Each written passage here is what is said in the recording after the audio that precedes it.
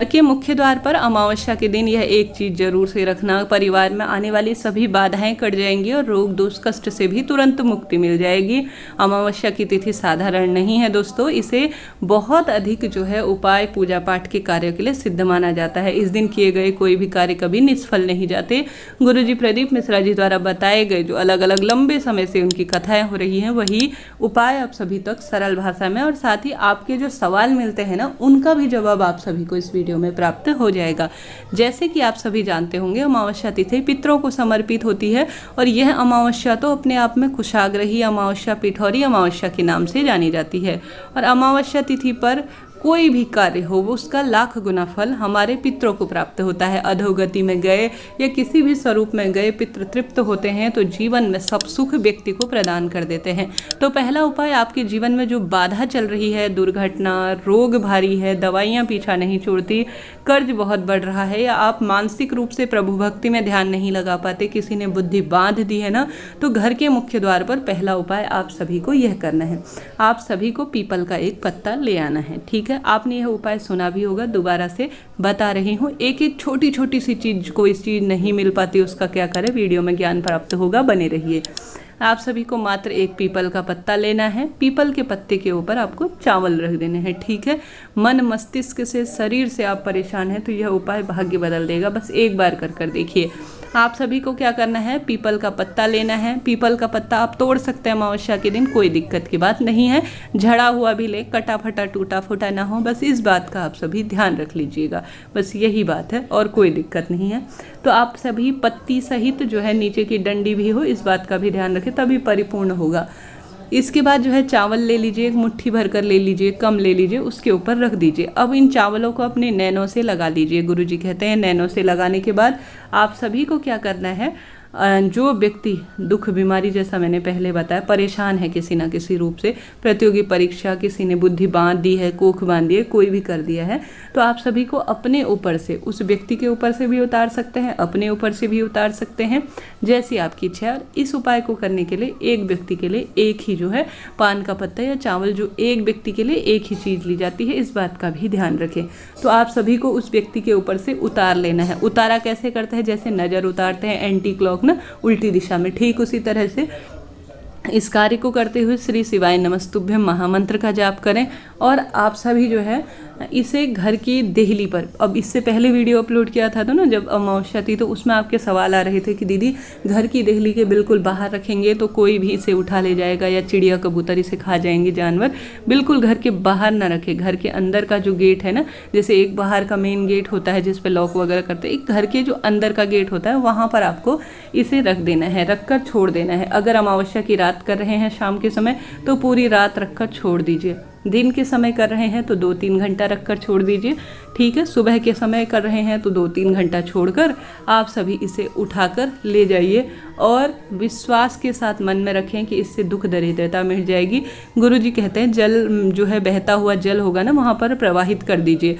परंतु हम सभी तो शहरों में रहने लगे हैं, पानी की व्यवस्था नहीं है बहते हुए जल की, तो आप सभी क्या करें कि पीपल वृक्ष की जड़ में भी छोड़ सकते हैं, या कहीं पर ऐसा कोई स्थान हो, जैसे कोई मंदिर हो गया, वहाँ पर जो है आपने देखा होगा कोई सूतक के कार्य होते हैं जो, और साथ ही आपने सोहर इत्यादि में, कहने का मतलब जो सूतक इत्यादि के कार्य, पितरों से संबंधित कार्य होते हैं। आजकल कुआं इत्यादि इतना होता नहीं है और साथ ही बहता हुआ पानी भी नहीं होता, तो हम क्या करते हैं, उस नल के नीचे ही सभी कार्य कर लेते हैं।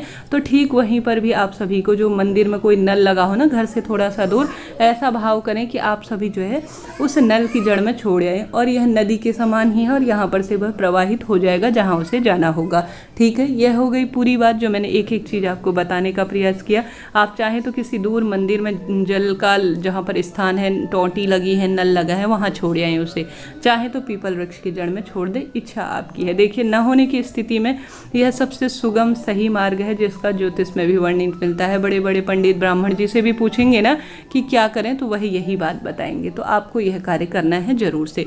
दूसरा कार्य गुरुजी कहते हैं, अगर आपके अधोगति में गए कोई पितृ हैं, कोई पेट में ख़त्म हो गया है, कुछ ऐसे भ्रूण इत्यादि के स्वरूप में, या जिनकी तृप्ति नहीं हो पा रही है, तो आप ऐसा ध्यान करें उनका जो है तारण हो जाए, उनको शिवलोक में स्थान प्राप्त हो जाए, उनको जो है बैकुंठ लोक में स्थान प्राप्त हो जाए, तो इसके लिए आपको चंदन लेना होगा। ठीक है, चंदन ले लीजिए। श्री शिवाय नमस्तुभ्यम कहते हुए घर का शिवलिंग हो या मंदिर का हो, वहाँ पर चले जाइए आप।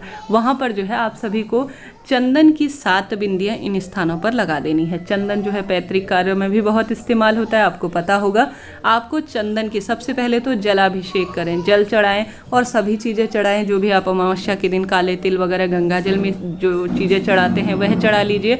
विधि विधान से पूजन करें महादेव का। उसके बाद जो है मेरे पितरों का तारण इससे होगा, उनकी सद्गति होगी, उनको मोक्ष प्राप्त होगा। इस भावना से आप सभी क्या करेंगे कि चंदन की टिक्कियाँ लगाएंगे 7। सबसे पहले शिवपिंडी होती है ना, जो शिवलिंग होता है, उसके ठीक ऊपर एक बिंदी लगाएंगे। उसके बाद माता अशोक सुंदरी, और साथ ही आप सभी जो जानते होंगे जो शिवलिंग के ऊपर स्थान होता है ना जिसमें जल की बूंदें बहती हैं, उसके ऊपर भी आप सभी महादेव की जो पुत्रियां हैं उनके नाम की बिंदी लगाएंगे। गणेश जी महाराज, कार्तिकेय जी, नंदी महाराज के स्थान पर, नंदी महाराज होते हैं ना, उनके स्थान पर इन बिंदियों को लगाएंगे कि मेरे जो है पितरों का इससे तारण हो जाए। तो आप ऐसा करें कि कम से कम 7 बिंदियाँ यह हो जाए।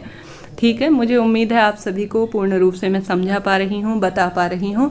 श्री शिवाय जो दूसरा मेरा चैनल है उस पर भी वीडियो आ चुकी है दीपक के उपाय की और एक चावल के दाने के उपाय की। आपको नहीं मिल पाई है तो मुझे बताइए, मैं आपको दे दूँगी। कम्युनिटी में भी मैंने शेयर कर रखी है, उसमें आपको बहुत सारी ज्ञानवर्धक जानकारियाँ प्राप्त हो जाएंगी। ठीक है, यह हो गया दूसरा उपाय। अभी तक आपने वीडियो को लाइक नहीं किया है तो कर दीजिए। चैनल पर नए हैं तो शेयर सब्सक्राइब भी कर दीजिएगा। निरंतर ज्योतिष पर आधारित और गुरुजी द्वारा बताया गया ना ज्ञान शास्त्रोक्त आप तक पहुंचाने का प्रयत्न करते हैं।